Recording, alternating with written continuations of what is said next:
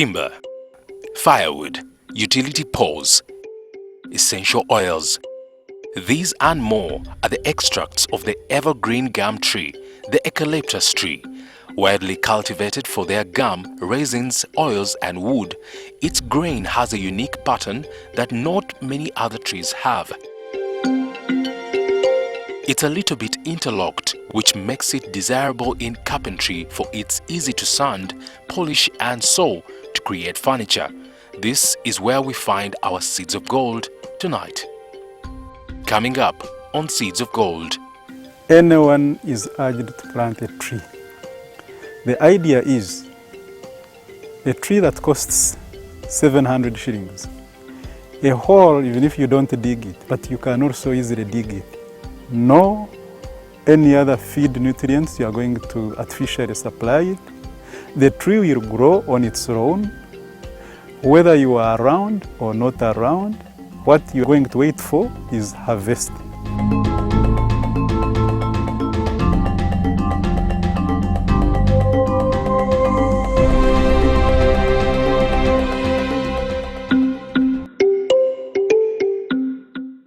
This is Aden Kamugisha, a mixed crop farmer in Masaka. He has a deep passion for tree planting, particularly eucalyptus trees.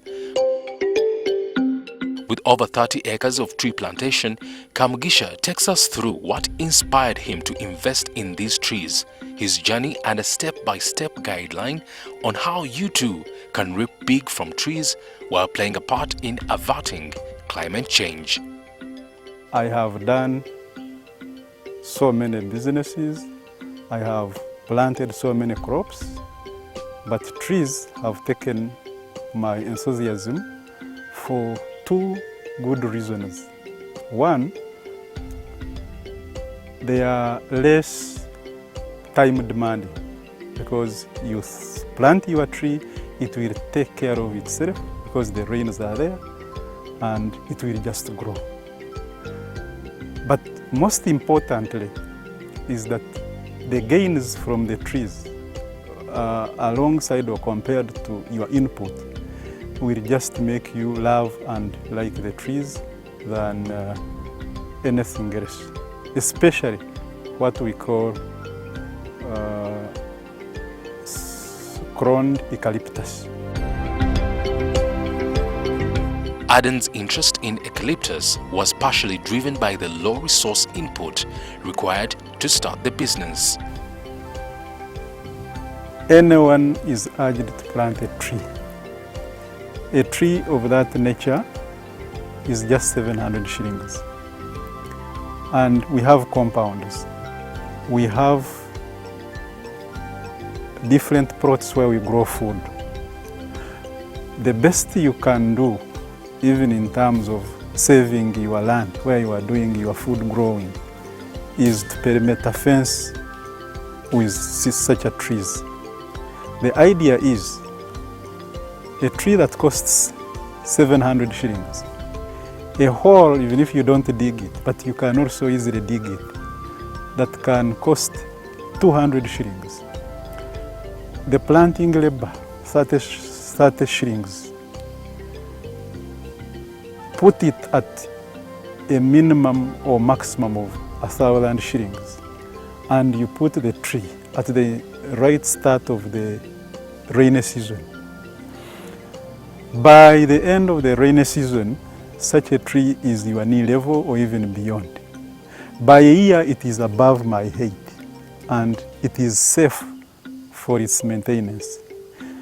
No any other feed nutrients you are going to artificially supply it. The tree will grow on its own, whether you are around or not around. What you are going to wait for is harvest.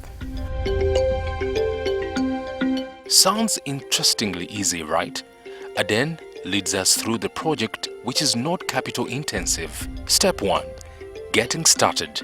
The 500 trees I started with, because we had been tipped there are a lot of species of eucalyptus, even when they are cloned. The name we are given depending on the location, because for every tree I've discovered over time, depending on the location in as far as the geographical rainy areas are concerned in Uganda, some trees do best in particular places than how they would fare. So if you find a South African cloned tree in a place that it has rejected, you actually never want to grow the tree. But once you consult very well and you do the right species in the right place, you can even sell your trees before the time stipulated. Because we have seen farmers selling transmission poles, even at 5 years, whereas the theoretical implication by the time you plant is that you must hold on for 8 to 10 years. So when I wanted to start, one, I wanted to avoid loss and therefore started with just 500. But I had been tipped about the spacing, so I called the fellow who was going to supply me the seedlings because I had got this from my mentor. And the time I received them, because they were too hard to get, is the time I went to where I was going to plant them with 2 workers and my son. And we did the lining that was 9 by 9 in a straight manner, horizontally, vertically, or lengthwise. And we planted them. And surprisingly, we planted them in November. When it came to January the next year, that was January 2014, I came to witness whether they had dried up. Because remember, we had planted them on a hilly place, rocky place, and the dry spell had set in. But when I came there and looked at how flourishing they were, it gave me the courage to do more. So somebody who started with 500 trees in 2013 has been lured into covering at least over 10,000 trees, and the planting is going to continue as long as I'm alive and kicking. When planting trees, one must bear in mind the purpose, why he's putting up the type of forest he wants to establish. If I were to grow trees that I need money maximally for between 2 and 2.5 years, it would be ridiculous for me to plant at a spacing of 9 or 3 meters by 3 meters, because in an acre then you would be having 450 trees. Yet you are going to sell these trees at 2 years. So I would advise, if your interest is to have what we call thatching poles, you'd rather do the spacing of 2 meters by 2 meters, and in an acre you will have 1,000 trees. Even when it will come to marketing them, the number of the trees and the price per tree will give you a bigger sale volume. But in a situation where you want your trees to grow bigger right from the beginning, you have to think of a minimum of 3 meters by 3 meters. That is 9 feet by 9 feet. In there, you are encouraging or allowing your tree to begin its journey of growth with all the energy, because there will be less competition for nutrients as they grow. Step 2. Sourcing seedlings. Everyone who wants to engage in especially commercial agroforestry, or for any other activity one would want to think of, it is advisable you get a mentor. Somebody who has run through it, somebody who has done it, so that you don't burn your fingers directly. It answers and saves you from a lot of losses. So in a case like mine, where even initially in 2008 somebody called and talked to me about eucalyptus, and I thought I knew about eucalyptus, and therefore it was not making sense to me, I actually shut him off. But when he took me to his forest and he told me his story, I saw no reason why I had even closed him off initially. So, rule number 1, if for whatever you want to engage in. So many people have. Make use of them. And in this manner, when you say travel from whichever part of Uganda on the roadsides, you'll always find nursery beds for either eucalyptus or whatever tree. And because the sellers have realized the buyer is always interested in the catch name, they always tell you what you want to hear. But the caution should be, buy your seedlings, get your supplies from somebody you will call, you will go to 10 years, 1 year later, and he's there, or somebody who is at least ashamed of his action in case you ask him about the outcome. When we came and tried the same in Masaka here, it was just a disaster. How do you establish a mother garden? The spacings differ. In this case, when you are looking at a mother garden, it is normally 2 feet by 2 feet. And when you make about 6 rows, you leave what we call walkways. So we planted these trees last season, and by the time they grow our height, that will be after about 9 months, we cut them 1 foot down. And once we have done that, then they start what we call latooning. And once they ratoon, they'll get points which we cut. And once we cut each piece, we still can recut it into smaller pieces. Normally for each branch we cut, call it a scion, we shall get around 3 trees. Then there are these small pieces we cut that we take into what we call a greenhouse, where we shall find pots. We call them pots, but these are boveras stuck with soil. Then you press each cutting into one pot, of course with the rooting hormone and other ingredients you must use. The scion we are talking of. So with a cutter, you cut, say, this. And this is where we are going to develop our pieces, which we place in the pots, and then we get the trees. This mother garden plant is here for the next 20 years or so, implying that fortunately we come, cut off only those that point upwards, not the ones growing sideways.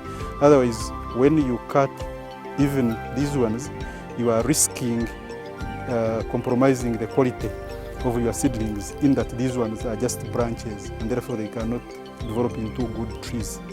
Up next, learn how Aden plans to make this investment sustainable and even more profitable by setting up a mother garden, the expert's opinion on what type of tree to grow, and later on, how much you can reap from this investment.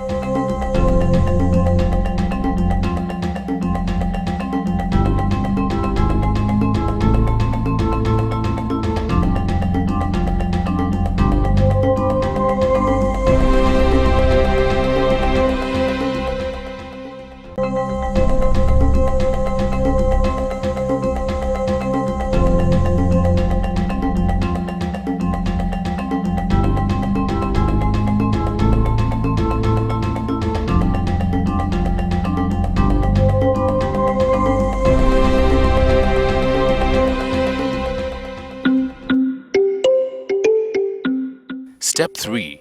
Land preparation and planting. Before you do the planting, you are advised, if land needs tractor plowing, plow it. If it doesn't, you just go in, line up your tree, your holes. And a hole of a coffee size, even if it is 1 foot down and 1 foot in width, it will support the growth of the eucalyptus tree. Once you have finished that one, look at the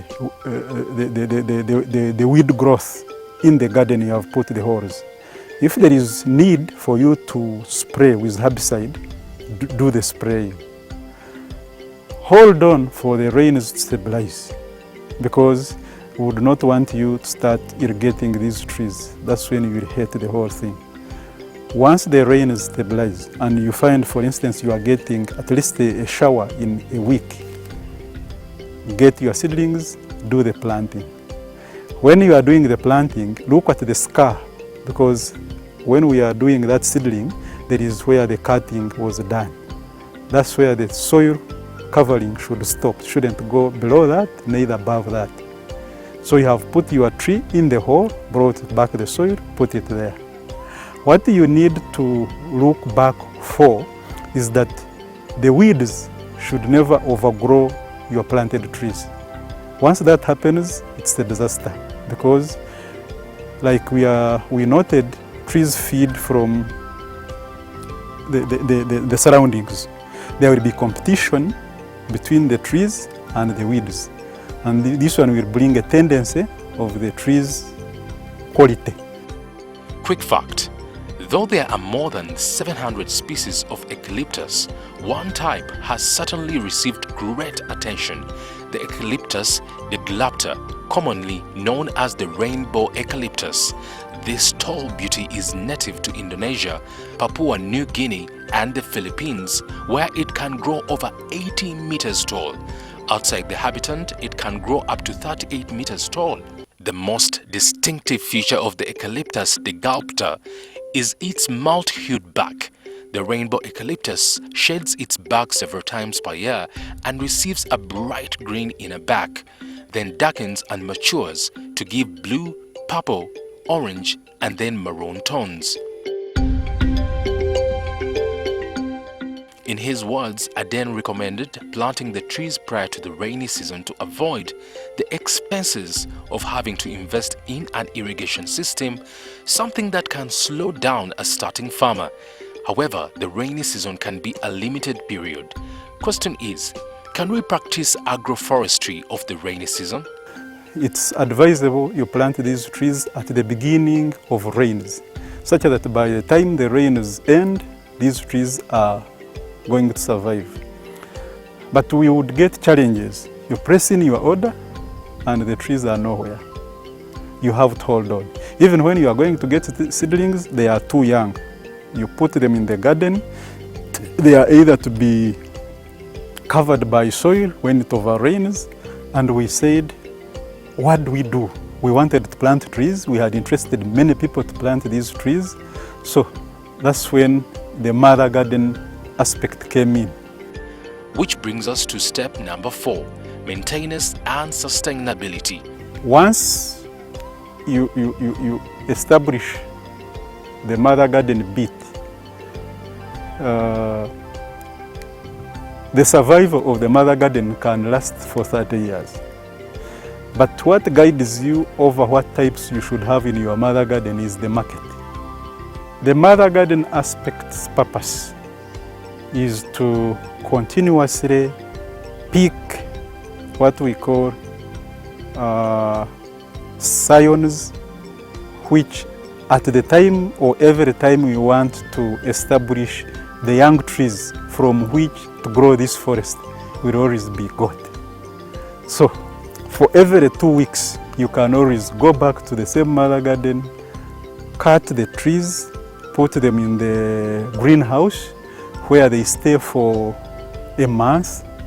A nursery operator who wants to control the quality of the trees he's going to expose to the public must of necessity own the mother garden, because that's when you have the control over the types. Actually, you can even make much more money from the mother garden or nursery as compared to the forester.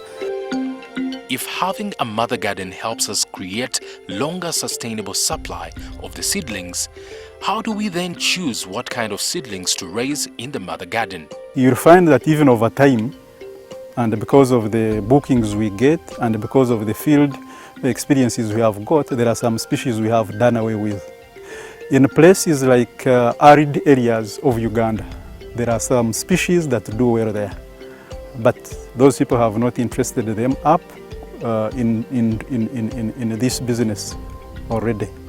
But areas which are around the Lake Basin region and the entire southern Uganda, you'll find that, say, what we call GU7 or GU8 does wonders and miracles. And no wonder, even when you look around, this is GU, that one, that extreme is GC, but you'll still find a GU doing so well, to the extent that there has been incidences where even at 6 years, a GU is over a transmission pole size.